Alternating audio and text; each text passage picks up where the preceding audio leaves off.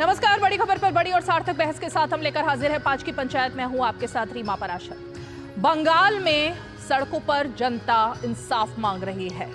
एक दिन नहीं, 2 दिन नहीं, 15 दिन से लगातार इंसाफ मांग रही है। लेकिन ऐसा लग रहा है कि ममता बनर्जी के कान पर ना तो जू रेंग रही है और ना ही उनकी सरकार इस मामले को लेकर इतनी गंभीर है कि अगर जनता आकर अपना दर्द बयां करना चाहती है, अपनी बात रखना चाहती है, तो उन पर गोलियां और डंडे बरसाए जा रहे हैं। इतना ही नहीं हुआ, यहीं पर नहीं थमा कुछ भी।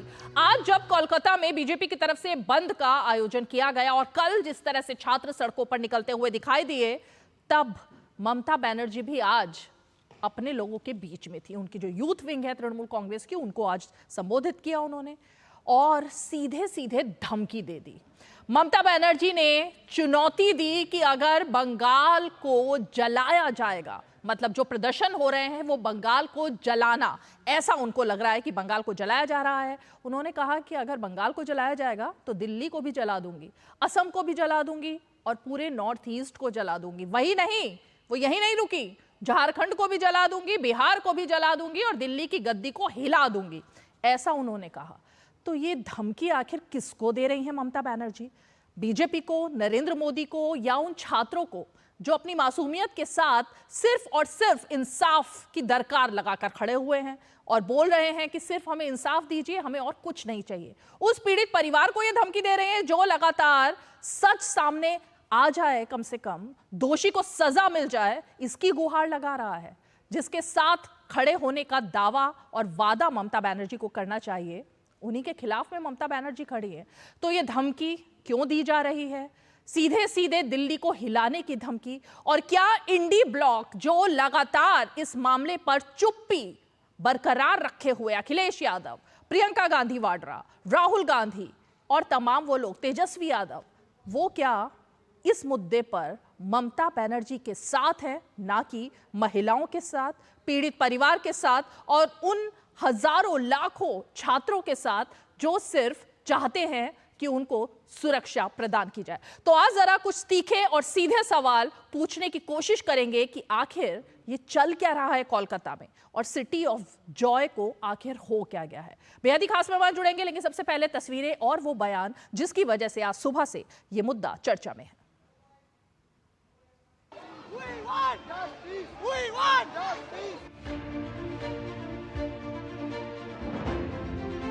মোদি বাবু, আপনার পার্টিকে দিয়ে আগুন লাগাচ্ছেন, মনে রাখবেন বাংলায় যদি আগুন লাগান আসামও থেমে থাকবে না, নর্থ ইস্টও থেমে থাকবে না, উত্তর প্রদেশও থেমে থাকবে না, বিহারও থেমে থাকবে না, ঝাড়খণ্ডও থেমে থাকবে না, উড়িষ্যাও থেমে থাকবে না আর দিল্লিও থেমে থাকবে না।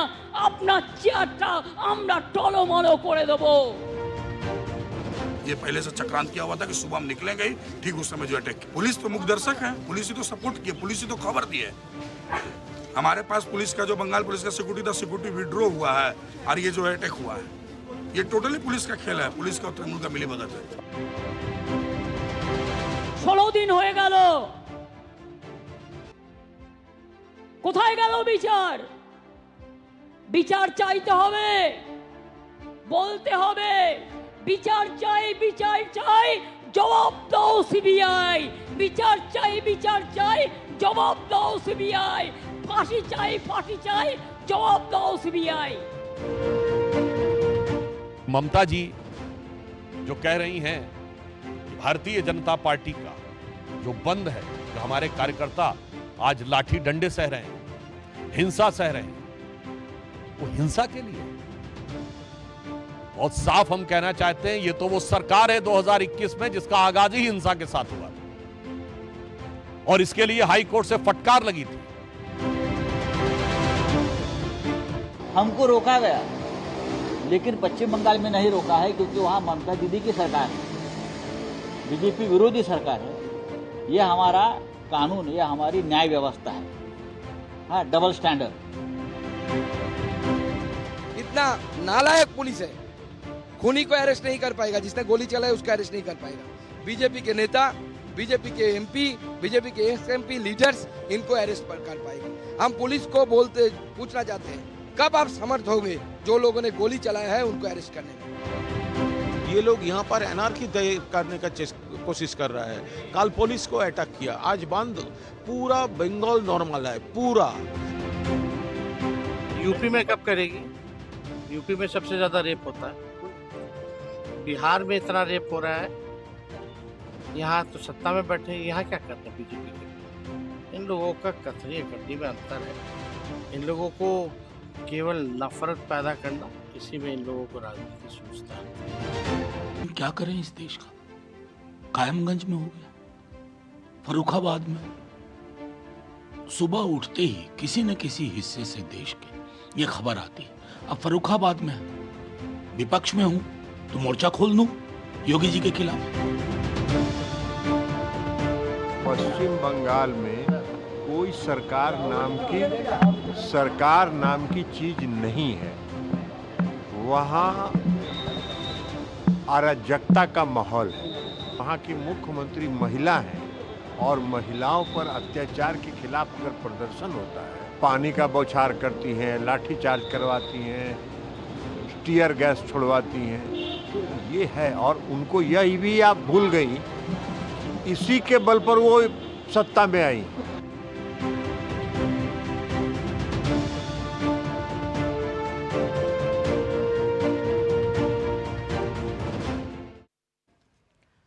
तो एक शब्द होता है शर्म, लेकिन अगर किसी की आंखों से शर्म मर जाए तो शायद वो इसी तरह के बयान देते हैं। ये बयान किसी और के नहीं बल्कि उन साथियों के हैं जो कोई भी आंदोलन अगर बीजेपी के खिलाफ होता है, नरेंद्र मोदी के खिलाफ होता है, तो डंके की चोट पर आकर क्या हो रहा है भारत देश में, लोकतंत्र की हत्या हो गई है, तानाशाही पैदा हो गई है, ये नारे लगाते हुए दिल्ली कूच कर जाते हैं, धरने पर बैठ जाते हैं और तो और विदेशी ताकतों के साथ हाथ मिलाकर भारत की छवि को धूमिल करने की पूरी कोशिश करते हैं। लेकिन आज कह रहे हैं कि इस देश का कुछ नहीं हो सकता। यूपी की बात कर रहे हैं, हर उस जगह की बात कर रहे हैं जहां पर इनकी सरकार नहीं है, लेकिन जब बात बंगाल की आती है तो चुप्पी साध लेते हैं। तो जरा आज इस बेबसी पर भी बात करेंगे कि आखिर वो कौन सी बेबसी है जो इन सब साथियों को इस मुद्दे पर ना बोलने के लिए मजबूर कर रही है। तो जब बम चले, गोली चली और धमाके हुए और चोटें भी आईं, शीशे भी टूटे, जो प्रत्यक्षदर्शी थे और जो बीजेपी के नेता आज इस पूरा जो हिंसा हुई है वहां पर पुलिस की तरफ से, तृणमूल कांग्रेस की तरफ से, उसमें आज क्षतिग्रस्त कई सारी गाड़ियां भी हुई हैं, लेकिन जो शिकार बने इसका वो नेता बीजेपी के सीधे हमारे साथ इस वक्त जुड़ गए हैं। मैं परिचय करा देती हूँ, प्रियांकु पांडे जी, नेता बीजेपी, जिनको आज आप सुबह से सुन भी रहे हैं और देख भी रहे हैं। प्रियांकु जी, अब कैसी तबीयत है आपकी? ठीक है आप? जी बिल्कुल ठीक हूँ। अभी क्या हुआ था? मतलब ममता बनर्जी की माने तो आपने हिंसा शुरू की, बीजेपी ने हिंसा शुरू की, हिंसक प्रदर्शन शुरू किया, चीजों को क्षतिग्रस्त किया और उसके जवाब में ये सब हुआ। सच्चाई क्या थी, मैं आप ही से सुनना चाहती हूँ। देखिए, ममता बनर्जी की शासन में पूर्ण रूप से तालिबानी शासन चल रहा है। वो सदैव जो है लोगों को बदनाम करने का प्रयास करती है, लोकतांत्रिक सिस्टम को समाप्त कर चुकी है, लोगों के अपने अधिकार को समाप्त कर चुकी है। मैं सुबह आज 8:15 में अपने घर से निकला, अपने बैरकपुर के पूर्व सांसद अर्जुन सिंह जी के ऑफिस जाने के लिए। तो घर से निकला हूं, लगभग 3 से 4 मिनट हुए होंगे। घोषपाड़ा रोड है, घोषपाड़ा रोड के एंग्लो इंडिया स्टाफ क्वार्टर के पास अभी पहुंचने वाला ही था कि अचानक लोकल म्युनिसिपैलिटी की जेटिंग मशीन रास्ते पर आकर खड़ी हो जाती है और रास्ते को बंद कर देती है। जैसी जेटिंग मशीन खड़ी होती है, मुझे लगा शायद कोई काम हो रहा होगा। हम लोगों ने गाड़ी रोका। गाड़ी रोकते के साथ जो है 5 से 50 से 60 लोगों का एक मॉब आता है और सबसे पहले हमारी गाड़ी पे बम चार्ज करता है। बम चार्ज करने के बाद वो बम फटता नहीं है, उसके बाद जो गोलियां चलाना शुरू करता है और गोली और बम का ऐसा खेल चालू होता है कि समझ में नहीं आता आगे करना क्या है। उस समय ड्राइवर को मैं अपना बोलता हूँ, गाड़ी रिवर्स करो। हमारी पीछे की भी गाड़ी रिवर्स करती है और रिवर्स करके हम लोग अपने आप को पीछे ले आने का प्लान करते हैं। तब तक जो है उन लोगों में से एक लोगों की गोली हमारे ड्राइवर के जो है सिर को टच करते हुए यहाँ से गोलियां निकलती है और दूसरी जो है गोली हमारे ही फ्रंट के काज से लगते हुए हमारे पीछे बैठे हुए हमारे मित्र एक रवि सिंह, उनको लगती है। एवं एक गोली जो है कांच में आकर के गाड़ी की अटक जाती है, क्योंकि कांच के पास में गणेश भगवान का एक मूर्ति है। वो गणेश भगवान की मूर्ति के पास में आकर के कांच के पास वो गोली बुलेट अटकती है। वो बुलेट अगर गणेश भगवान के पास वहां कांच में नहीं अटकती तो शायद मेरे सीने में लगते डायरेक्ट। तो ये इस तरह से डायरेक्टली जो है गोलियां चलती है। ये टोटली जो पश्चिम बंगाल की सरकार है, ममता बनर्जी की सरकार है, ये भारतीय जनता पार्टी के कार्यकर्ता हो या कोई भी हो, वो अगर आप आंदोलन करेंगे, यदि आप लोकतांत्रिक सिस्टम से काम करेंगे तो आपके ऊपर अटैक करवाएगी, आपका मर्डर का प्लान करवाएगी, आपके ऊपर मिथ्या मामला देगी। आज जो घटना घटी वो पूर्ण रूप से जो है यहाँ के तृणमूल के सांसद एवं जगद्दल के पास में जगद्दल विधानसभा के विधायक सोमनाथ श्याम इचेनी के साथ रहने वाले लोगों ने किया। जो लोग वहां मॉब था उन लोगों को उन्हीं के साथ मंच पे, स्टेज पे, मीटिंग में, मिचिल में, रैली में देखा जाता है। वो सारे लोग डायरेक्टली आकर के रास्ते बम गोली चलाना शुरू किए, एक फिल्मी स्टाइल में, जो हम लोग फिल्म में देखते हैं उस स्टाइल में रास्ते को रोका गया और बम गोली चार्ज किया गया। उसमें हमारे 2 लोग गंभीर रूप से इंजर्ड हुए और आपके ऊपर गोली चलाकर भाग गए वो लोग? नहीं भागे, नहीं, हम लोग रिवर्स करके हम लोगों को भागना पड़ा और वो लोग वही डटे रहे। हाँ, 70 से 80 मीटर के दूरी पे लोकल एसीपी खड़े थे, वो सामने तक नहीं आए। तो इस घटना के बारे में कोई एफआईआर, पुलिस की कोई सुनवाई, कोई एफआईआर, कोई इस मामले पर कुछ हस्तक्षेप हुआ, कुछ हुआ? हम लोगों ने रिटर्न कंप्लेन दिया है, पुलिस रात तक बोली एफआईआर कॉपी देगी। लेकिन मूल जो विषय है कि आज जो ये घटना घटी, ये घटना में टोटली तृणमूल की सरकार, पुलिस और उनके जो है तृणमूल के लोग जुड़ी थे। मेरे पास गवर्नमेंट की सिक्योरिटी थी, पश्चिम बंगाल सरकार मेरे को सुरक्षा देके रखी थी, जो सुरक्षा उन्होंने विड्रॉ कर लिया।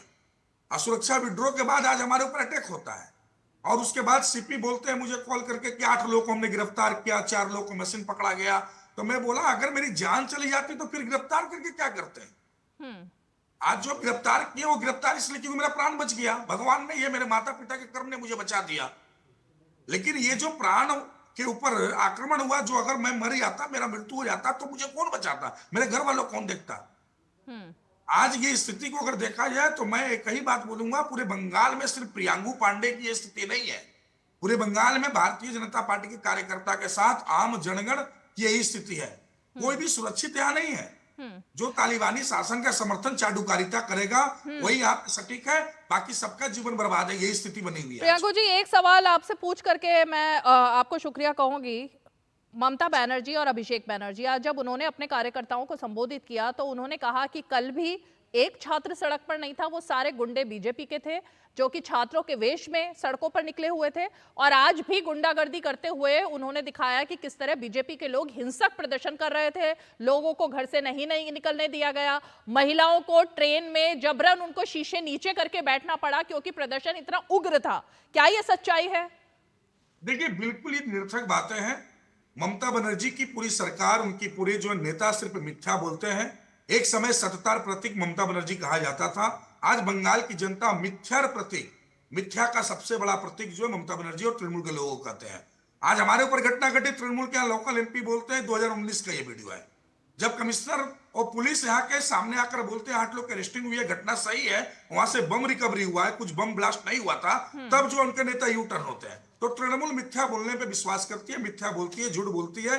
ये आज जो भी 12 घंटे का बंद हुआ, भारतीय जनता पार्टी ने पूर्ण रूप से जो है लोकतांत्रिक तरीके से लोगों का आह्वान किया था, रास्ते पर निकल करके लोग प्रयास किए कि लोग आए और इस बंद का जो है समर्थन करें। कहीं भी किसी भी प्रकार का अत्याचार करने का ताकत ना ही भाजपा के पास है और ना ही अत्याचार करना भाजपा चाहती है। अत्याचार और जुल्म यदि कोई करता है तो वो तृणमूल कांग्रेस बंगाल में आज कर रही है, जो ममता बनर्जी के शासन में पूर्ण रूप से जो चरम पे है। ठीक है प्रियांकु जी, आप अपना ध्यान रखिए क्योंकि आपको चोट भी हुई लगी है, उसके बावजूद आप हमारे चैनल पर बैठ रहे हैं क्योंकि हकीकत सामने लाना जरूरी था, इसलिए हमने आपको बिठाया। बहुत बहुत शुक्रिया आप हमारे साथ जुड़े इस बातचीत के लिए। और हमारे साथ मेहमान खास जुड़ चुके हैं, लेकिन उससे पहले हम जरा दिखाते हैं कि जब देश में हर कोई हिल गया है कोलकाता की घटना पर, तो जाहिर तौर पर राष्ट्रपति द्रौपदी मुर्मू उन्होंने भी अपना दर्द बयां किया है इस घटना के बाद। जरा आपको बताते हैं कि उन्होंने क्या कहा। वो काफ़ी आहत महसूस कर रही हैं, उनकी तरफ से ये बयान आया और उस बयान में सीधे तौर पर देश में इस वक्त जिस तरह से खासकर कोलकाता में जो हालत है, ये मैं दिखाती हूँ सोशल मीडिया पर जिस तरह से राष्ट्रपति द्रौपदी मुर्मू की तरफ से एक पोस्ट आया है। अब बस बहुत हो गया, मैं निराश और भयभीत हूँ। निर्भया के बाद 12 वर्षों में अनगिनत बलात्कारों को समाज भूल चुका है। अक्सर निम्न स्तर की मानसिकता महिलाओं को कम शक्तिशाली, कम बुद्धिमान समझती है। समाज को ईमानदार, निष्पक्ष आत्मनिरीक्षण की जरूरत है। जब छात्र, डॉक्टर और नागरिक कोलकाता में विरोध प्रदर्शन कर रहे थे तब भी अपराधी किसी जगह छुपे हुए थे। बस अब बहुत हो गया, मैं निराश और भयभीत हूँ। तो ये राष्ट्रपति द्रौपदी मुर्मू की तरफ से उन्होंने अपना जो दर्द है वो इस मुद्दे पर बयां किया है। तो देश का हर नागरिक इस वक्त ये सोच रहा है कि कोलकाता में जो हुआ, न्याय की गुहार सभी लोग लगा रहे हैं जाहिर तौर पर। चलिए, हमारे साथ खास मेहमानों का पैनल जुड़ चुका है। मैं परिचय खास मेहमानों से आपका करा देती हूँ। हमारे साथ बीजेपी पार्टी का पक्ष रखने के लिए बीजेपी की प्रवक्ता और जिनको हम देखते हैं पश्चिम बंगाल में काफी टक्कर देती हैं वो इन सब मुद्दों पर, प्रियंका टिब्रेवाल सीधे मौजूद हैं। हमारे साथ सोफिया खान जी तृणमूल कांग्रेस की नेता, उनका पक्ष रखने के लिए मौजूद है। कपिल मदान जी हमारे साथ राजनीतिक विश्लेषक और समर्थक कांग्रेस पार्टी के मौजूद हैं। और साथ ही हमारे साथ हर्षवर्धन त्रिपाठी जी राजनीतिक विश्लेषक और वरिष्ठ पत्रकार भी जुड़ गए हैं। बहुत बहुत स्वागत है आप सभी का। लेकिन सोफिया खान जी, सीधे सवाल आप ही से है, ये जो धमकी दी है ममता बनर्जी ने, ये आग वो कैसे लगाएंगी? असम में आग लगाएंगी, नॉर्थ ईस्ट में आग लगाएंगी, दिल्ली में आग लगाएंगी, झारखंड में आग लगाएंगी, बिहार में आग लगाएंगी, कैसे आग लगाएंगी वो? नमस्कार आप सभी को। रीमा जी, मुझे पता है कि जितने भी जर्नलिस्ट हैं और मीडिया है उसको तड़ोड़ मड़ोड़ कर बातें करने की, घुमा फिरा के बातें करने की आदत है, लेकिन मैं बहुत स्पष्ट रूप से यहाँ पर अपनी बातों को रखने के लिए आई हूँ। देखिए, सबसे पहली बात है कि हम चाहते क्या हैं, आप लोग क्या चाहते हैं? जब 14 अगस्त को 7,000 लोग आर्चिकर में घुसकर डॉक्टरों को मारा, एविडेंस को डिस्ट्रॉय करने की कोशिश की, सारी चीजें हुई, तब आपने कहा कि कोलकाता पुलिस नाकारी है, ये तृणमूल ने करवाया, और बहुत सारी बातें आई आप ही की तरफ से और भाजपा की तरफ से, जितने भी विपक्ष हैं उनकी तरफ से ये बातें आई। अब जब कोलकाता पुलिस सतर्क है, कोलकाता पुलिस ने चीजों को कंट्रोल करने की कोशिश की, जितने भी नागरिक हैं। सोफिया जी, बैकग्राउंड नहीं चाहिए मुझे, रक्षा करने की कोशिश, बैकग्राउंड नहीं चाहिए, बैकग्राउंड नहीं चाहिए। सोफिया खान, असम में आग कैसे लगाएंगी ममता बनर्जी? बैकग्राउंड नहीं चाहिए मुझे आज। कल इस पर बहुत लंबी चर्चा आपसे हो चुकी है बैकग्राउंड पे। इतिहास सबको पता है, 15 दिन में क्या हुआ सबको पता है। मैं आज की बात करूंगी और आज ही जो बातें हुई हैं उन्हीं पर डिबेट करूंगी। असम में आग कैसे लगाएंगी ममता बनर्जी? दिल्ली की कुर्सी को कैसे हिलाएंगी ममता बनर्जी? नॉर्थ ईस्ट में आग कैसे लगाएंगी ममता बनर्जी? मेरा सीधा सवाल ये है, अभी मुझे सिर्फ इस पर केंद्रित रहना है, बहुत सीधा जवाब दीजिए, कैसे आग लगाएंगी? आप मीडिया है, मीडिया जनार्दन है, मुझे कोई प्रॉब्लम नहीं है। आप बोलिए, आपका कर्तव्य है बोलना, सवाल करना, और मैं जवाब देने के लिए बैठी हूँ। देखिए, ममता बनर्जी की बातों को, वो कहते हैं ना, कहा कुछ किया कुछ, बना कुछ, तो ममता बनर्जी का बस यही कहना है कि बंगाल को जो लोग भी डिसमेंटल करने की कोशिश करेंगे, बंगाल में जो लोग वायलेंस करेंगे, पब्लिक प्रॉपर्टी को तोड़फोड़ करेंगे। देखिए, ममता बनर्जी ने बुलडोजर नहीं चलाया यूपी के जैसा, ममता बनर्जी ने सिर्फ चेतावनी दी है, और ये चेतावनी जो है प्रोटेस्टर्स के लिए नहीं है, ये चेतावनी उन गूंज के लिए, उन गुंडों के लिए है जो बंगाल के माहौल को खराब करने की कोशिश कर रहे हैं, लोगों की सिक्योरिटी से खेलने की कोशिश कर रहे हैं। देखिए, एक जो हादसा हमारे रांची में हुआ, सीधा जवाब दीजिएगा मैडम। लेकिन हम ये बिल्कुल शर्जुल इमाम के साथ मिल गई है क्या ममता बनर्जी? उन्होंने भी कुछ ऐसे ही चिकन नेक को ध्वस्त करने की धमकी दी थी। देश में हिंसा कैसे फैलाएगी तृणमूल कांग्रेस, मैं तो ये जानना चाहती हूँ। सोफिया जी, डरिए मत, सीधा जवाब दीजिए। हाथ पांव टूट गए हैं, उसके बारे में भी आप बोलिए ना। देखिए, ऑन ड्यूटी ऑफिसर्स थे वो, सीधा जवाब दीजिए। लोगों को हिंसा को भड़काने की ये जो धमकी दी है, प्रॉपर्टीज को हिंसा भड़काने की धमकी जो दी है ममता बनर्जी ने, सोफिया खान, मंत्री है, और उनका कर्तव्य है कि वो ऐसे एंटी फोर्सेस के खिलाफ जरूर वो आवाज उठाएंगी, और हम उनके साथ हैं और हमेशा रहेंगे। मतलब आपका कहना है कि असम में जाके भी लोगों की गाड़ियां तोड़ी जाएंगी, बम फेंके जाएंगे, लोगों को इसी तरीके से हिंसा का शिकार बनाया जाएगा? लेकिन बंगाल को हम लोग, बंगाल के लोगों को, सोफिया खान, एक मिनट, बंगाल को हम बचा कर रहेंगे। इसमें हम किसी भी एंटी फोर्सेस को हम घुसने नहीं देंगे बंगाल में, यही हमारा उद्देश्य है फिलहाल के लिए। किसी को घुसने नहीं देंगे बिहार में, बंगाल में? आपने सुना नहीं, मैंने कहा घुसने नहीं देंगे किसी फोर्सेस, जो ये भीड़ इकट्ठा की गई थी बंगाल के लोग, मतलब बीजेपी के लोगों को, आम जनता को घुसने नहीं देंगे अगर वो बंगाल की जनता नहीं है। अर्जुन सिंह कौन से स्टूडेंट ये बताइए ना, किस यूनिवर्सिटी के स्टूडेंट है अर्जुन सिंह या अन्य कई भी लीडर्स जो कल रस्तों पर थे? कई लोग, आप देखिए ना, आप क्लिपिंग चलाइए ना, लाइव वीडियो तो आपकी चल रही थी। सोफिया खान जी, नॉन स्टॉप मत बोलिए, जरा सुन भी लीजिए। कौन से छात्र थे जो सोफिया खान खान जी सुनिए सुनिए सुनिए, सोफिया खान जी एक मिनट, मैडम रुकिए सोफिया जी, गोली चला रहे हैं। नॉन स्टॉप मत बोलिए सोफिया खान। सोफिया खान एक मिनट रुकिए, मैं सिर्फ एक सीधा सवाल चाहती हूँ और फिर प्रियंका जी का रुख करूंगी मैं। सोफिया खान जी एक मिनट, मैं सिर्फ ये जानना चाहती हूँ क्या तृणमूल कांग्रेस के कार्यकर्ताओं और नेताओं के अलावा बाकी सबकी एंट्री बंगाल में बैन है? उनका उठना बैठना, सड़कों पर चलना, प्रदर्शन करना, धरने पर बैठना बैन है?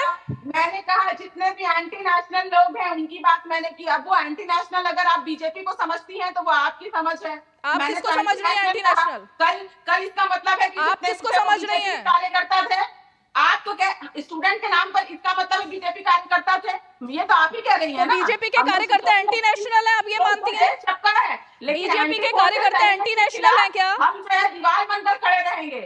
हम बंगाल में 11 करोड़ लोगों के जान को खतरे में नहीं आने देंगे, ये जरूर हमारा कर्तव्य। महिलाएं खतरे में रहे वो ठीक है, लेकिन लोग सड़कों पर आए वो खतरे में ना रहे, ये आपको लग रहा है? महिलाओं का रेप हो वो ठीक है, उनके परिवार को बरगलाया जाए वो ठीक है, उनका परिवार न्याय की गुहार करे वो ठीक है, लेकिन आपकी आंख में उसके लिए आंसू नहीं आएगा? खुद ममता बनर्जी ने प्रोटेस्ट किया है, लेकिन उस वक्त तक कोई समस्या नहीं थी। लेकिन कल की अगर आप बात करेंगे और आज की बात करेंगे तो ये पीसफुल प्रोटेस्ट करने वाले प्रोटेस्टर्स नहीं हैं, ये प्रोटेस्टर्स नहीं हैं, ये बीजेपी के गुंडे हैं। बीजेपी के लोगों से क्या दिक्कत है आपको? बीजेपी के लोग क्या वहां पर अपना संविधान की रक्षा अगर करने आ रहे हैं, अपनी बात उठाने आ रहे हैं, तो नहीं उठा सकते? पुलिस ऑफिसर के आंखों को नहीं फोड़ेंगे, प्रोटेस्टर अपने देश के प्रॉपर्टीज को डैमेज नहीं करेंगे, ये मैं बहुत जिम्मेदारी के साथ जानती हूँ। चलिए सोफिया जी, मुझे लगता है आप रट कर आई हैं, आपको कुछ सुनना नहीं है और जवाब आपके पास है नहीं। मैं आपकी बेबसी उसी तरह समझ सकती हूँ जिस तरह से इंडी ब्लॉक के बाकी नेताओं की, और उन पर मैं आऊंगी, लेकिन जरा जो धमकाया है ना आपकी नेत्री ने, जो तानाशाही रवैया उन्होंने आज अपनाया है, एक बार उनका वो बयान सुनते हैं, फिर प्रियंका जी के पास में जाती हूँ। सुनिए जरा ममता जी की धमकी। মোদি বাবু আপনার পার্টিকে দিয়ে আগুন লাগাচ্ছেন, মনে রাখবেন বাংলায় যদি আগুন লাগান আসামও থেমে থাকবে না, নর্থ ইস্টও থেমে থাকবে না, উত্তরপ্রদেশও থেমে থাকবে না, বিহারও থেমে থাকবে না, ঝাড়খণ্ডও থেমে থাকবে না, উড়িষ্যাও থেমে থাকবে না, আর দিল্লিও থেমে থাকবে না। আপনার চেয়ারটা আমরা টলমল করে দেবো। प्रियंका टिब्रीवाल जी, असम भी नहीं बचेगा, नॉर्थ ईस्ट भी नहीं बचेगा, झारखंड, बिहार, दिल्ली कुछ नहीं बचेगा। आप कोलकाता में बैठी हैं, डर लग रहा है? देखिए, किसी भी सभ्य शिक्षित सामाजिक व्यक्ति से अगर आप इसका मतलब पूछें तो वो आपसे सिर्फ यही कहेगा कि इस तरह की भाषा का प्रयोग करने वाले के लिए सेडेशन के अंदर चार्जेस बुक करके केस होना चाहिए, क्योंकि ये वाक्य जो इन्होंने यूज किया ये देशद्रोही इस तरह की बातें करते हैं, एंटी नेशनल भाषा है ये, और देश के अगेंस्ट में जाकर के देश की क्षति करने की, उसके विरुद्ध में जितनी बातें हैं वो ममता बनर्जी ने आज कही। देखिए, उन्होंने पहले तो ये भी कह दिया था कि ये पश्चिम बंगाल जो है ये अलग राज्य है, पश्चिम बंगाल जो है ये अलग राष्ट्र है, जैसे भारत अलग राष्ट्र है, यानी ये पश्चिम बंगाल को भारत का हिस्सा मानते ही नहीं। देखिए, इसीलिए तो ये कहते हैं कि हम किसी बाहर वाले को आने नहीं देंगे, क्योंकि ये अपने आप ये कोशिश कर रहे हैं कि ये पश्चिम बंगाल को बांग्लादेश बना के भारत से काट ले। इनकी सारी जो इतनी कोशिशें हैं वो इसी तरफ है, रुख भी बिल्कुल वही है। लॉ एंड ऑर्डर जो है वो पूरा टोटल ध्वंस है, हमने देख लिया। देखिए, अगर कोई यहाँ पर न्याय के लिए बातें करता है या किसी के लिए आवाज उठाता है तो उसकी आवाज को कुचलने की कोशिश की जाती है। छात्र ने कल एक आंदोलन किया था, उसमें उन्होंने आह्वान किया। अब मैं इनको पूछना चाहती हूँ कि आह्वान का मतलब क्या होता है? जब एक छात्र समाज, उन्होंने आह्वान किया लोगों से, समाज से, कि हम इस प्रोटेस्ट को लेकर के जमीन पर उतर रहे हैं, आपसे आह्वान है कि आप भी हमारे साथ जुड़िए, तो इसका मतलब ये नहीं होता कि सिर्फ और सिर्फ ये आह्वान छात्रों के लिए था। उन्होंने पूरे पश्चिम बंगाल के लोगों को कहा कि हमसे जुड़िए। फिर ये कहते हैं कि ये क्यों चले गए, वो क्यों चले गए, बूढ़ा आदमी क्यों था, जवान लड़की क्यों थी, बूढ़ी औरत क्यों थी। देखिए, इनकी समझ में कितनी कमी है, क्योंकि ये आह्वान का मतलब ही नहीं समझते। ये तब समझते थे जब ममता बनर्जी गाड़ियों पर चढ़ करके नाचा करती थी ऑपोजिशन की। ये तब समझते थे जब ममता बनर्जी राइटर्स बिल्डिंग में घुस जाया करती थी ये तब समझते थे जब ममता बनर्जी रस्तों पर लेट जाया करती थी। सीपीएम ने तो इनकी वो परिस्थिति नहीं की जो ये आज दूसरे लोगों की कर रहे हैं। सीपीएम ने तो इनको उस तरह से नहीं खदेड़ा जैसे ये आज ऑपोजिशन को खदेड़ रहे हैं। तब इनके लिए प्रोटेस्ट था, आज इनके लिए प्रोटेस्ट जो है वो एंटी नेशनल है। ये इतने बड़े नेशनलिस्ट हैं जो सपने में ऐसी बात नहीं कर सकता। अरे हमारे राष्ट्रीय गीत में लिखा हुआ है, सारे राज्यों को एक साथ जोड़ने की बात की हुई है। ठीक है। वहां ये कहते हैं उत्तर प्रदेश को जलाएंगी, आसाम को जलाएंगी। ठीक है हर्षवर्धन त्रिपाठी जी, मुझे उम्मीद नहीं थी कि बात यहाँ तक पहुंचेगी कि ममता बनर्जी इतनी उग्र हो जाएगी। मैं तो ये जानना चाहती हूँ, अभिषेक बनर्जी चलिए उनको तो आज वो अपने साथ लाने में कामयाब रही, इतने दिन से अभिषेक बनर्जी कहीं दिख नहीं रहे थे। क्या उनको अपना किला ढहता हुआ हिलता हुआ दिखाई दे रहा है और इसीलिए अब वो इतनी ज्यादा उग्र हो चुकी हैं कि आज उन्होंने जो बोला अगर वो खुद को सुनेंगी तो शायद उनको भी अचंभा होगा कि पूरे देश में वो आग लगाने की बात कर रही हैं। हर्षवर्धन जी। रीमा जी, एक तो मेरी भारत सरकार से, प्रधानमंत्री नरेंद्र मोदी से, चूंकि वो सत्ता में है, एक निवेदन है कि अगला सत्र जो भी हो संसद का, उसमें एक लाइन का एक प्रस्ताव लाएं और राष्ट्रपति शासन लगाने वाला जो प्रावधान है उसको समाप्त करें। आर्टिकल 355 के तहत जो गवर्नर कोई रिपोर्ट देता है किसी राज्य में कॉन्स्टिट्यूशनल क्राइसिस पर, उसको समाप्त कर दे। 355 और 356 इसका अब कोई औचित्य नहीं रह गया है। भारतीय जनता पार्टी की सरकार ये महान काम करे, क्योंकि अगर पश्चिम बंगाल में जहां पर हुई घटना के बाद इस देश की महामहिम राष्ट्रपति भयभीत हैं, उनको समझ में नहीं आ रहा है, वो अवाक हैं, हतप्रभ हैं, आश्चर्यचकित हैं, और उसके बावजूद अभी तक राष्ट्रपति शासन नहीं लग रहा है, तो उस प्रावधान के होने का कोई मतलब नहीं है। ये पहला काम तो ये करना चाहिए सरकार को इसी सत्र में जब भी आए। दूसरा, मुझे नहीं समझ में आ रहा है कि इस देश में सर्वोच्च न्यायालय क्या कर रहा है। वहां पर सुनवाई हो रही है, एक महिला जो मुख्यमंत्री है और मैं कहता हूं बड़ी लड़ाकू नेता है ममता बनर्जी, बहुत लड़ भिड़ कर यहां तक पहुंची हैं, वामपंथियों के खूनी राज के खिलाफ लड़कर पहुंची। लेकिन कई बार कहते हैं ना कि लड़ते लड़ते आप वैसे ही हो जाते हैं, तो शायद उससे भी खतरनाक हो गई। और जो सौगत रॉय ने कहा था लोकसभा में, तो अमित शाह ने जिसका जवाब दिया था, सौगत रॉय ने कहा था कि हमको सिर्फ एक किशन जी को मारना पड़ा। लेकिन मुझे तो लगता है कि शायद बंगाल की आत्मा मार दी गई। मां माटी मानुष का जो नारा देती हैं, उन्होंने मां और मानुष को बंगाल के पूरी तरह से माटी में मिला दिया है। कुछ बचा नहीं है बंगाल। वहां जिस तरह से गोलियां चल रही, बम चल रहे हैं, वो चलाने वालों को जरा देखिए।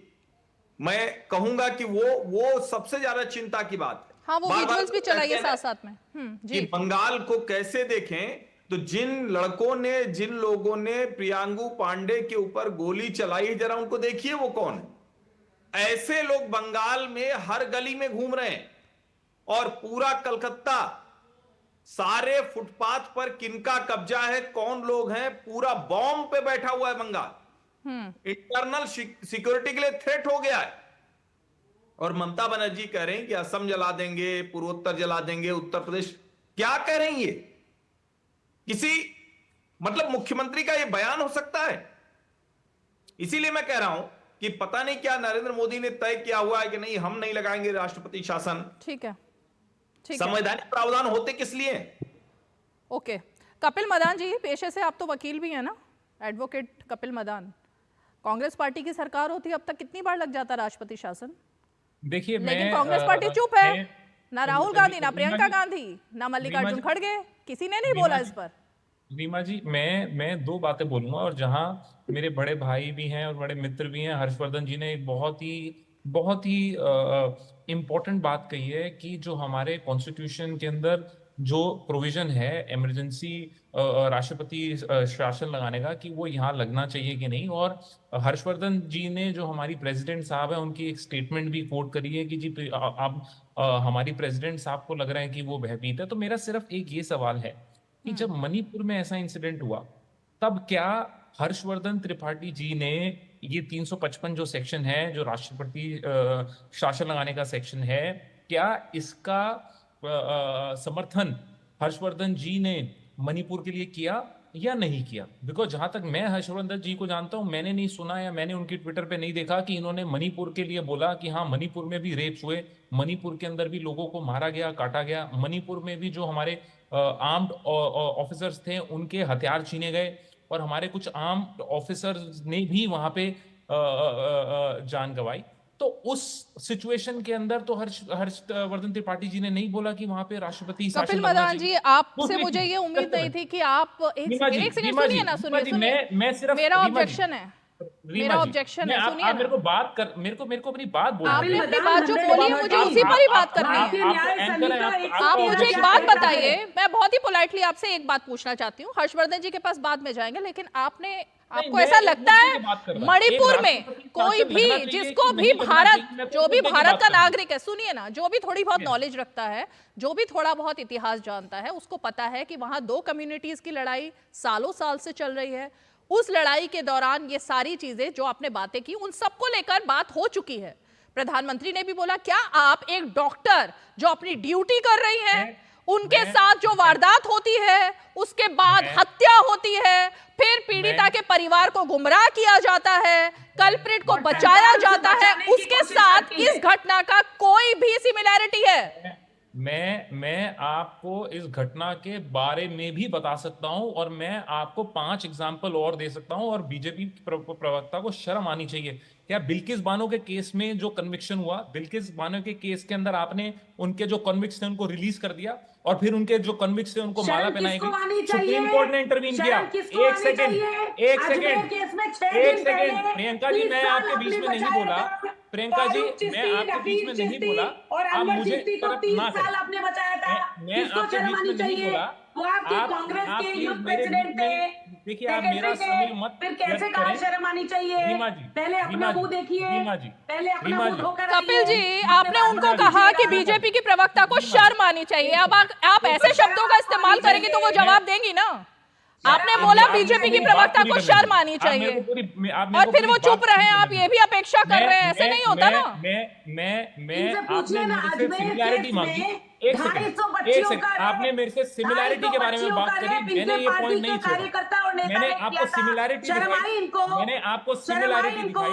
शर्म आई कि नहीं आई? पहले बताओ। 250 बच्चियों की, जिनकी उम्र 11 साल से 20 साल थी, आपके नेताओं ने रेप किया, शर्म आई थी? मैंने आपको सिमिलैरिटी दिखाई। किस मुंह से बात करते हैं? इस तरीके से बहस नहीं होती। कपिल जी, लेकिन आपने जिस शब्द का इस्तेमाल किया, आपने सीधे अटैक किया। आपने कहा शर्म आनी चाहिए बीजेपी की प्रवक्ता को, तो वो जवाब देंगी ना आपको। या तो आप भी इस तरह अटैक मत कीजिए ना, सिंपल अपनी बात रखिए। किस चीज का जवाब देंगे? मुझे अपनी बात तो पूरी करने दीजिए। आपने मुझे बोला कि दोनों केसेस के अंदर क्या सिमिलैरिटी है। मैंने आपको एक केस बताया, कांग्रेस के नेताओं ने इज्जत लूटी थी, आपको शर्म आई?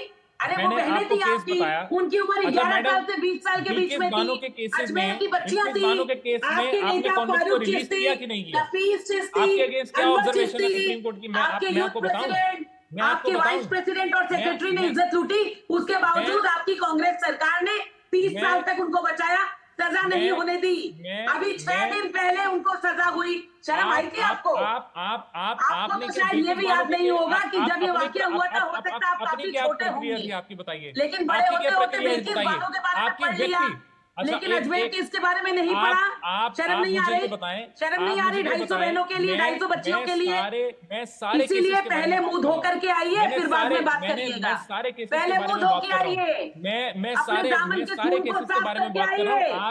आप में शंका नहीं है। ओके, कपिल मदान जी, ठीक है कपिल मदान जी, यही तो मेरा सवाल था। एक मिनट, मुझे एक ब्रेक लेना है, लेकिन यही तो मेरा सवाल था ना कपिल मदान जी। और यही बात हर्षवर्धन जी ने कही कि आपको देश भर में सब कुछ दिखेगा, इंडी गठबंधन को, कांग्रेस को भी, सपा को भी, अखिलेश यादव से लेकर तेजस्वी यादव से लेकर संजय राउत से लेकर उद्धव ठाकरे, पूरे देश में सब कुछ दिखेगा, लेकिन कोलकाता, बंगाल हट जाएगा पूरे देश से। तो ममता बनर्जी जो बात कह रही हैं, वही तो आप मान रहे हैं कि बंगाल देश का हिस्सा है ही नहीं। बंगाल में कोई भी आएगा तो उसके पैर तोड़ देंगे, उसकी उंगली तोड़ देंगे।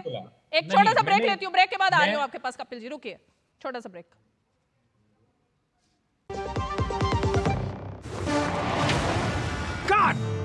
सुरक्षा की गारंटी हर चीज में जरूरी है, चाहे वो मुश्किल स्टंट हो या अच्छी फसल। इसलिए ले आइए IIL के ट्रैक्टर ब्रांड का शिनबा, जो देता है सुंडी और ट्रिप से सुरक्षा की गारंटी। बात जब पीढ़ियों के लिए बनने वाले घर की हो तो जिम्मेदारी बड़ी हो जाती है। गैलेंट समझता है ये जिम्मेदारी। अब डबल एम रिब्स के साथ गैलेंट एडवांस TMT रीबार, निर्माण का रियल हीरो। भारत में सालाना हजारों लोग हाथी पांव नाम की बीमारी की चपेट में आकर जीवन भर के लिए अपाहिज हो जाते हैं। हाथी पांव एक मच्छर के काटने से फैलता है। हाथी पांव का कोई इलाज नहीं है। साल में सिर्फ एक बार सरकार द्वारा दी हुई मुफ्त दवाएं खाएं और इस बीमारी से अपने आप को और अपने परिवार को बचाएं। 10 अगस्त को हाथी पांव से बचाव की दवा अवश्य खाएं। अपने आप को और अपने परिवार को इस दर्दनाक बीमारी से बचाएं। भारत सरकार द्वारा जनहित में जारी। चलिए, DD न्यूज पर आप देख रहे हैं 5 की पंचायत। कपिल मदान जी, आप ही के पास दोबारा से मैं जल्दी से आती हूँ। आपने हर्षवर्धन जी से एक सवाल पूछा, लेकिन मेरे सवाल का आपने जवाब नहीं दिया। पहले उसका जवाब दीजिए, फिर मैं हर्षवर्धन जी के पास जाऊंगी।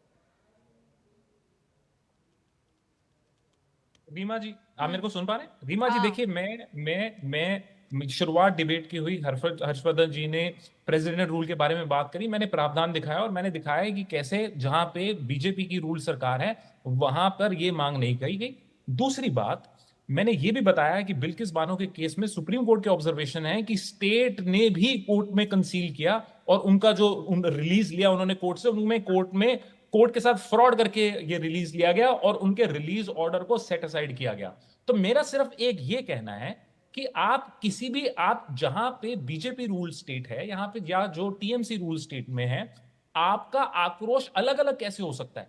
मैं उतना ही आक्रोशित बंगाल के लिए हूं, मैं उतना ही आक्रोशित गुजरात के लिए हूं, अजमेर के लिए भी हुई है, अजमेर के लिए मैडम, एक सेकंड सुन लीजिए, मैडम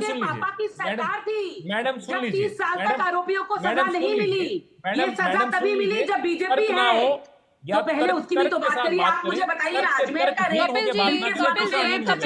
कपिल जी, हर्षवर्धन जी को कपिल जी सुनिए। ओके कपिल जी, एक मिनट। आपने ये कहा कि मैं कोलकाता के लिए भी उतना ही उग्र हूँ, मुझे नहीं दिखाई दे रहा कि प्रियंका गांधी वाड्रा कब कोलकाता गई पीड़िता के परिवार से मिलने के लिए।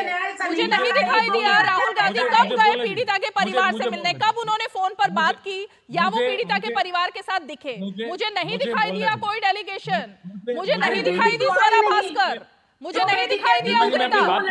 रीमा जी, या तो आप बीजेपी के सवाल भी बीजेपी से कर लें और जवाब भी बीजेपी से ले लें। मैं आपसे सवाल कर रही हूँ बीजेपी की प्रवक्ता महसूस होती है पश्चिम बंगाल में। प्रियंका जी एक मिनट, सीधे मुझे अगर सवाल ये उग्रता नहीं दिख रही कपिल मदान, नहीं दिख रही उग्रता ना मुझे, ना हर्षवर्धन जी को, ना किसी भी देशवासी को दिख रही है वो उग्रता। मैं आपकी बात का जवाब दे रहा हूं। इस केस के अंदर आपने कुछ ऐसा कोई भी एविडेंस या ऐसा कोई भी तर्क है जो ये दिखाता है कि सरकार ने उस अक्यूज के फेवर के लिए कोई काम किया या उसको बचाने की कोई कोशिश की? ऐसा कुछ नहीं है, ऐसा कुछ नहीं है, ऐसा कुछ नहीं है, ऐसा कुछ नहीं है मैडम, ऐसा कुछ नहीं। उसको बार-बार ममता बनर्जी कितनी देर में अरेस्ट हुआ हो? प्रमोट करके दूसरे कॉलेज में दिया और अभी 2 दिन पहले OSD बनाया। एक सेकंड मैडम, रेप के अक्यूज का नाम क्या है बताएं जरा। रेप के अक्यूज का नाम क्या है? अरे मैडम, रेप के अक्यूज का नाम क्या है? आपको नाम पता है कि नहीं पता? पहले आप मुझे बताइए। मैडम, आपको नाम पता है? अच्छा, आप बताएं कि रेप के अक्यूज का नाम क्या है? बताइए, मुकदमा चल रहा है उसका नाम बताएं क्या है? किसकी बाइक लेकर के घूम रहा था? मैडम, किसके नाम पर थी? कमिश्नर ऑफ पुलिस के नाम पर जो बाइक थी वो रेप अक्यूज चला रहा था और कमिश्नर ऑफ पुलिस के साथ खड़ी है ममता बनर्जी। ममता बनर्जी तो कमिश्नरों के घर के बाहर बैठ जाती है। पता नहीं है रेप के अक्यूज का नाम क्या है? पता है? अक्यूज तो पकड़ना नहीं है। प्रियंका जी एक सेकंड, प्रियंका जी एक मिनट, प्रियंका जी एक सेकंड, प्रियंका जी, हर्षवर्धन जी एक मिनट, प्रियंका जी एक सेकंड, प्रियंका जी एक सेकंड, प्रियंका जी। कपिल मदान, कपिल मदान जी, आपकी अनभिज्ञता को मैं दूर कर दूं। जो आपने कहा कि सरकार की तरफ से कहीं कुछ नहीं था, ममता बनर्जी फोन पर पीड़िता के परिवार से बात करती हैं, पीड़िता के परिवार को फोन आता है कि पीड़िता ने आत्महत्या कर ली है, पीड़िता के परिवार को बॉडी के पास नहीं जाने दिया जाता, पीड़िता के परिवार के साथ जिस तरह का बर्ताव किया जाता है, उसके बाद जब क्रिमेशन होता है उस पर किसके हस्ताक्षर होते हैं, किसके हस्ताक्षर है? अब आप मुझे बताइए किसके हस्ताक्षर है? आप बताएं, आप बताइए ना। आप बोले, आपको तो इसका मतलब केस की जानकारी ही नहीं है।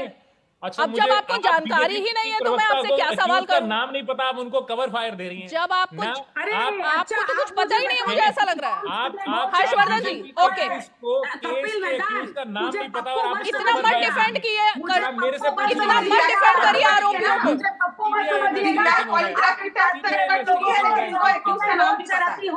कोर्ट में, इसीलिए मुझे पप्पू मत समझिए। पहले तो बताइए पप्पू की बहन क्यों नहीं आई, जो दौड़ी दौड़ी उत्तर प्रदेश जाती थी? उत्तर प्रदेश में डर गए, पश्चिम बंगाल में नहीं। इनको अजमेर का केस छोटा लगता है, उत्तर प्रदेश के केस बड़े लगते हैं। ये प्रावधान की बात कर रहे थे, ये प्रावधान की बात कर रहे थे। बताइए मुझे भारतीय न्याय संहिता का 113 क्या कहता है? वो कहता है कि देश की अखंडता को जो तोड़ने की कोशिश करता है वो देश विरोधी होता है, उसके मेरा सवाल हर्षवर्धन जी से, ठीक है प्रियंका जी, एक सेकंड मैं इंटरप्ट कर रही हूँ। कपिल मदान, एक सेकंड, कपिल मदान, ओके कपिल मदान जी। हर्षवर्धन जी, क्या मजबूरी है आखिर ये कि कपिल मदान को इतना डिफेंड करना पड़ रहा है ममता बनर्जी को? क्या मजबूरी है अखिलेश यादव को डिफेंड करना पड़ रहा है? क्या मजबूरी है आखिर राहुल गांधी, प्रियंका गांधी नहीं जा पा रहे हैं कोलकाता की फ्लाइट पकड़ के? एक बार भी पीड़ित के परिवार से जाना तो दूर, फोन तक पर बात नहीं कर पा रहे। कोई तो मजबूरी होगी ना हर्षवर्धन जी? नहीं रीमा जी, एक तो ये कि मैं सचमुच आज थोड़ा हतप्रभ हूँ। कपिल मदान बड़े उत्साही नौजवान हैं, बढ़िया वकील हैं, अच्छे तर्क रखते हैं आमतौर पे। आज इनको हो क्या गया है मेरी समझ में नहीं आ रहा है। ये मुझसे सवाल पूछ रहे हैं कि मणिपुर पर मेरी क्या राय है। मणिपुर के मुख्यमंत्री एन बीरेन सिंह ने खड़े होकर ये नहीं कहा था कि हम देश में आग लगाने जा रहे हैं। मणिपुर में गृह मंत्रालय ने लगभग 100 अधिकारियों को डिप्यूट किया था अलग अलग जगहों पर कि वहां जाकर आप कानून व्यवस्था दुरुस्त कीजिए। मणिपुर भले ही हाई कोर्ट के निर्णय के बाद जला, लेकिन वहां की जिम्मेदारी वहां की भारतीय जनता पार्टी की सरकार और देश की भारतीय जनता पार्टी की सरकार थी। गृह मंत्री ने वहां कैंप किया और गृह राज्य मंत्री बाकायदा वहां 1 हफ्ते के से अधिक समय तक रहे। तो क्या कपिल मदान ये कह रहे हैं कि कल को ममता बनर्जी को हटाकर और अमित शाह वहां टेक ओवर कर लें, राष्ट्रपति शासन न लगाए? कम से कम सामान्य जानकारी रख के आना चाहिए। ये कांग्रेसी प्रवक्ताओं की तरह मणिपुर क्यों नहीं याद रहा, फलाना क्यों नहीं याद रहा, ये नहीं करना चाहिए। दूसरा, जब हम कहते हैं कि कलकत्ता अलग कैसे है, कलकत्ता एक मुख्यमंत्री धरना प्रदर्शन करती है, रैली निकालती, आज तक किसी और राज्य में नहीं। एक मुख्यमंत्री देश के दूसरे राज्यों को जला देने की धमकी देती है, आज तक किसी और राज्य में नहीं हुआ। एक मुख्यमंत्री जिस अस्पताल में ये शर्मनाक, ये बर्बर घटनाक्रम हुआ, जहां एक महिला की, एक डॉक्टर की इज्जत लूट ली गई, उसको मार दिया गया, उसको इतनी स्थिति उस अस्पताल के प्रिंसिपल की है कि उसको बचाने के लिए पूरी सरकार लगी हुई है। उसको एक बेहतर अस्पताल में तुरंत नियुक्ति दे दी जाती है। जब वहां पर लोग प्रदर्शन कर रहे हैं तो जो धरना दे रहे हैं, जो उनके साथ लोग खड़े हैं, उसके बीच में उन्मादी भीड़ घुसाई जाती है और सबूत मिटाए जाते हैं। बाकायदा जो आरोपी है, जिसको बार बार मैं समझ नहीं पा रहा हूं कि क्या है, कोई क्विज खेल रहे थे क्या? ये एक्यूज का नाम बताओ, एक्यूज का नाम बताओ। एक्यूज का नाम पूछ के यहां कोई होना है क्या? कि संजय राय का कोई नाम बताएगा तब समझ में आएगा, संदीप घोष का कोई नाम बताएगा तब समझ में आएगा, या एएसआई का नाम बताएगा तब? मतलब मेरी समझ में नहीं आ रहा है कि किस तरह के सब शर्म हया सब पी गए हैं घोल के। कपिल मदान जवाब दीजिए, सोफिया खान भी इंतजार कर रही हैं। कपिल मदान जी समझ में नहीं आ रहा है, जवाब दीजिए। कि हम लोग डिबेट क्या कर रहे हैं, क्यों इतने, और ये सचमुच ये तानाशाही राज है जो हो रहा। गोली जिस तरह से मारी गई प्रियंका पांडे की गाड़ी पर, वो क्या मतलब किसी राज्य में ये हो तो वहां पुलिस क्या करती है? और अब ममता बनर्जी जो कर रही है, वो सड़कों पर डायरेक्ट एक्शन की बात कर रही है। तैयार हो जाओ, खड़े हो जाओ, हर जगह ब्लॉक पर, कॉलेज के गेट पर। क्या हो रहा है ये? और उसके बाद हम लोग राष्ट्रीय टेलीविजन पर बैठकर उसको बचाएंगे? शर्मसार करने वाला है। मैं और क्या कहूं इस पर? कपिल मदान जवाब दीजिए। रीमा जी, मैं अपनी बात को फिर से क्लैरिफाई करता हूं। यहाँ पे मैंने जब रेफरेंस दिया तो मैंने बोला कि मणिपुर के अंदर इससे ज्यादा खराब हालात थे। मणिपुर में हमारे राष्ट्रपति का कोई भी बयान नहीं आया कि वो भयभीत हैं या वो नहीं है। और इसलिए क्योंकि मैंने हर्षवर्धन जी के बारे में बोला कि क्योंकि राष्ट्रपति जी ये बोल रही हैं कि वो भयभीत हैं, इसलिए यहाँ पे राष्ट्रपति आप ममता बनर्जी के बयान के साथ है कपिल मदान कि देश में आग लगाएंगी वो? रीमा जी, आप मेरे को क्या आप उनके साथ हैं? मैं डिबेट नहीं कर पाऊंगा। आप उनके साथ अगर आप मेरे को बात नहीं पूरी करने देंगी, आप हर बात आप अगर मेरे को आप मैडम मेरे को अगर आप बात नहीं पूरी करने देंगी तो मैं अब ये देखिए इनको देखिए बैकग्राउंड म्यूजिक। एक मिनट कपिल मदान, आप अपने टर्न पे बोलिए ना मैडम। 4 बार मैं आपके पास आई हूँ, चारों बार अगर आप सिर्फ मणिपुर पर चर्चा करेंगे तो मुझे इंटरप्ट करना पड़ेगा। मैं आ रहा हूँ, मैं मणिपुर से आगे आ रहा हूँ और मैं सिर्फ ये बताने की कोशिश कर रहा हूँ कि आप अगर इस तरीके का कोई घिनौना अपराध होगा, क्या वो किस उस स्टेट में किसकी सरकार है, आपका आक्रोश ये डिसाइड करेगा कि वहां पे कौन सी सरकार है, उसके बेसिस पे आप डिसाइड करेंगे कि आप आक्रोशित है कि नहीं है।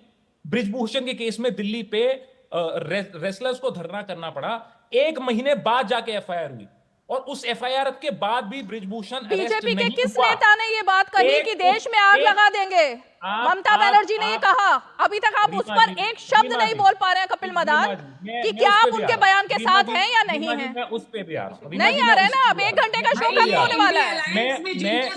आप नहीं आ पा रहे उस पर। मैं उस पे भी आ रहा हूँ, मैं उस पे भी आ रहा हूँ। मैं उस आप मुझे बोलने देंगी तो मैं उस पे भी आऊंगा। या बीजेपी प्रवक्ता से आप प्रतिक्रिया ले ले तो आप अगर आप उनसे लेना चाहती है तो हम उनसे ले लेंगे, अगर मेरे को मौका देंगी तो मैं उस पे भी आ रहा हूँ। कपिल मदान शो 1 ही घंटे का है और वो खत्म होने वाला है। मैं रीमा जी सिर्फ ये बात बोलना चाहूंगा, मैं इस तरीके के बयान से सहमत नहीं हूँ। ये इस तरीके का बयान मैं फिर से बोल रहा हूँ, ऑन रिकॉर्ड बोल रहा हूँ, मुझे बोलने दें। ठीक है, आपने अपनी बात लाउड एंड क्लियर कह दी कपिल मदान, इससे आप सहमत नहीं है। ठीक है, मैं सोफिया खान को अब जरा फ्रेम में लेकर आना चाहती हूँ। जो स्टेटमेंट दी गई ठीक है, प्रोटेस्ट में जो आप मैं उस तरीके के बयान से जो शब्दावली यूज की गई, शब्दावली मैं उसके समर्थन में मतलब नहीं, धमकी नहीं, शब्दावली। कपिल मदान जी मत डक करिए, समर्थन में नहीं। देश देख रहा है कौन किसके साथ खड़ा है, कौन किसके साथ खड़ा है, सब देख रहे हैं। आप ब्रिजभूषण के बारे में आपके मुंह से एक शब्द नहीं निकलेगा ब्रिजभूषण के बारे में। 1 महीना लगा एफआईआर होने में, 1 महीना। एक महीने में कितने दिन होते हैं? 1 महीने के बाद एफआईआर हुई। आपके नेताओं को 30 साल पप्पू के पिताजी ने क्यों बचाया? पप्पू के पिता की सरकार थी, पप्पू के पप्पा की सरकार थी, अजमेर की छोटी छोटी बच्चियों का। ठीक है, लेकिन आप लोगों ने बचाया। ठीक है, कौन किसको बचा रहा है इस पर बात करते हैं। सोफिया खान बहुत देर से इंतजार करिए, उनके पास आती हूँ। छोटा सा ब्रेक, सोफिया खान से शुरुआत करेंगे। छोटा सा ब्रेक।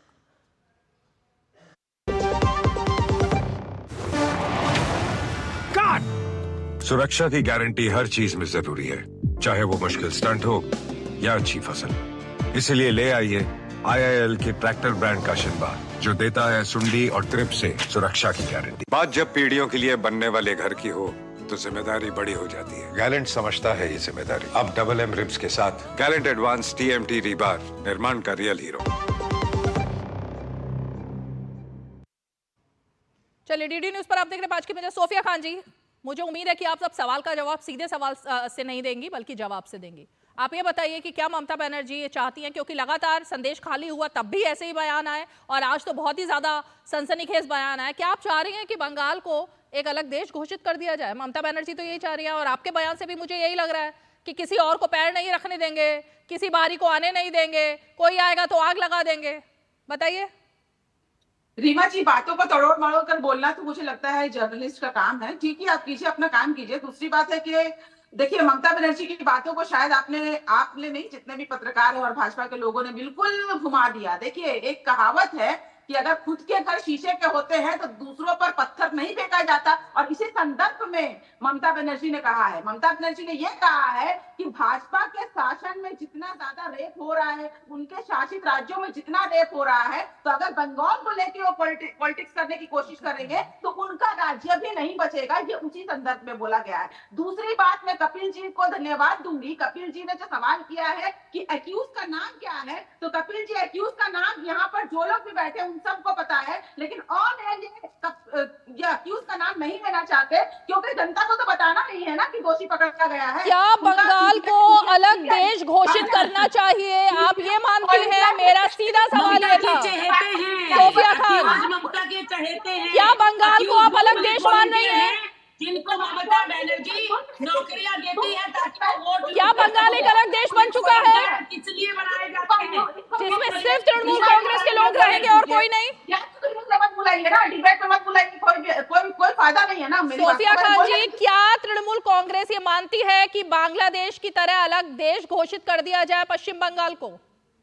यहाँ सिर्फ तृणमूल कांग्रेस के लोग रहे हैं। किसने बोला है? किसने बोला ये बात? ये तो भाजपा चाहती है। आपने बोला कि कोई भी आएगा तो हिंसा ऐसे ही होगी। आपने बोला कि बीजेपी के लोग आएंगे, गुंडे आएंगे तो उनको नहीं आने देंगे। मतलब कोई और राजनीतिक पार्टी ना आए बंगाल में, आप ये चाहती हैं? अगर यहाँ पे लॉ एंड ऑर्डर का कोई भी डिसऑर्डर होता तो 2011 के बाद ममता बनर्जी एक महिला के साथ रेप होना और हत्या होना लॉ एंड ऑर्डर की मामला है या नहीं है मैडम? को गिरा नहीं पाए। एक महिला के साथ रेप और हत्या होना क्या लॉ एंड ऑर्डर का मामला है या नहीं सोफिया खान? क्या वो अच्छी कानून व्यवस्था दर्शाता है? उसके बारे में सवाल किया। बदलापुर की बच्चियां क्या बच्चियां नहीं? मैं मणिपुर में नहीं जाती। कोलकाता पर बात क्यों नहीं करेंगे? पुरानी बात नहीं करूंगी। कोलकाता की महिला पर बात क्यों नहीं होगी? देश की कीमत लगाई। ममता बनर्जी ने कहा 10 लाख नहीं करते हैं। ममता बनर्जी ने कहा 10 लाख रुपया तो हम दे ही सकते हैं। देखिए औरत ही औरत की दुश्मन, औरत ही औरत की दुश्मन। राजनीति बच्ची के लिए इनको दर्द नहीं है। रेप के ऊपर राजनीति करना बंद कीजिए। सिलेक्टिव राजनीति में आपकी सिलेक्टिव प्रोटेस्ट है। अगर तो ऐसी बात है कि ममता राज्य के लिए प्रोटेस्ट कीजिए और सबसे पहले भाजपा के साथ लोगों की लोगों को यहाँ पर रहने की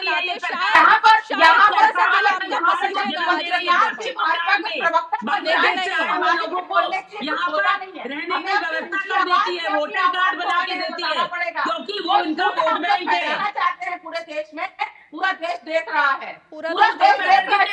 जिस प्रकार से हमने आपके चुनाव को पहले भी संदेश ममता बनर्जी के खिलाफ सेडेशन चार्जेस लगने चाहिए, क्योंकि जो निर्ममता उन्होंने दिखाई है यहाँ पर और उसके बाद पूरे देश के अगेंस्ट में कह रही है, वो देश को चलाना चाहती है।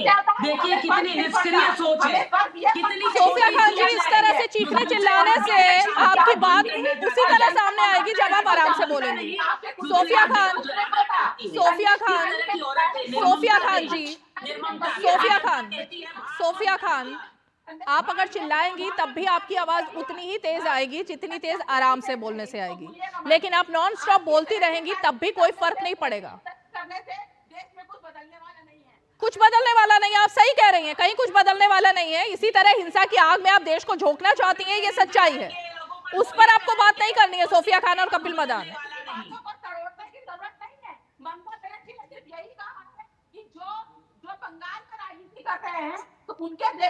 मेरा सवाल यही था सोफिया खान, अगर आप सुनेंगी तो आपको समझ आएगा ना। सोफिया खान, मेरा सवाल यही था कि क्या तृणमूल कांग्रेस के अलावा लोकतंत्र में जो सबका अधिकार है राजनीतिक दलों का, आप उस अधिकार को खत्म करना चाहती हैं? चाटने का कंपटीशन लगता है कि कौन ज्यादा चप्पल चाट लेगा। देखिए आज औरतों की इज्जत कोई मायने नहीं, बच्चियों की इज्जत कोई मायने नहीं, लेकिन चप्पल कौन ज्यादा चाटेगा उसका कंपटीशन है। आप लोग का जो कंसर्न है वो रेप के लिए होना चाहिए। किस तरीके से आगे आने वाले समय में रेप रुके पूरे राज्य में। मुझे ममता बनर्जी रास्तों पर क्यों उतरी थी? समझ पड़ी है। अगर ममता बनर्जी की चप्पल आप आंखों में डाल दीजिएगा, पहले ये बताइए ममता बनर्जी रास्ते पर क्यों उतरी थी?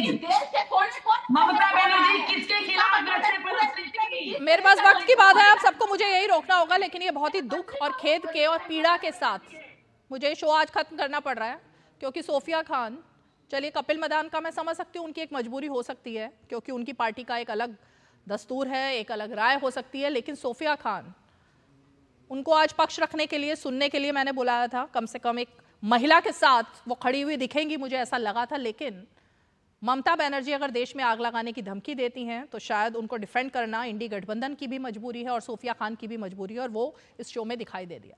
लेकिन सवाल कई सारे खड़े हो रहे हैं, और सवाल उसमें से एक ये भी खड़ा होता है कि आखिर ये जो धमकी दी है आग लगाने की, और इससे पहले हम सब ने देखा था शिरजुल इमाम, उन्होंने भी असम से लेकर नॉर्थ ईस्ट से लेकर झारखंड से लेकर दिल्ली तक सब कुछ तहस नहस करने की धमकी दी थी। तो ममता बनर्जी जब ये धमकी देती हैं तो हर्षवर्धन त्रिपाठी ने जो सवाल खड़ा किया, उसी सवाल के साथ मैं आज इस शो को खत्म करूंगी कि क्या इस क्लॉज को खत्म कर दिया जाए कि देश में राष्ट्रपति शासन कम से कम ऐसी जगह पर जहां पर इस तरह से तानाशाही दिखाई दे रही है, जहां पर सड़कों पर सिर्फ आतंक दिखाई दे रहा है, और वो भी किसी और की तरफ से नहीं बल्कि सत्ताधारी पार्टी और पुलिस की तरफ से। चलिए, 5 की पंचायत में आज इतना ही। कल फिर होगी मुलाकात, तब तक के लिए हमें दीजिए इजाजत। नमस्कार।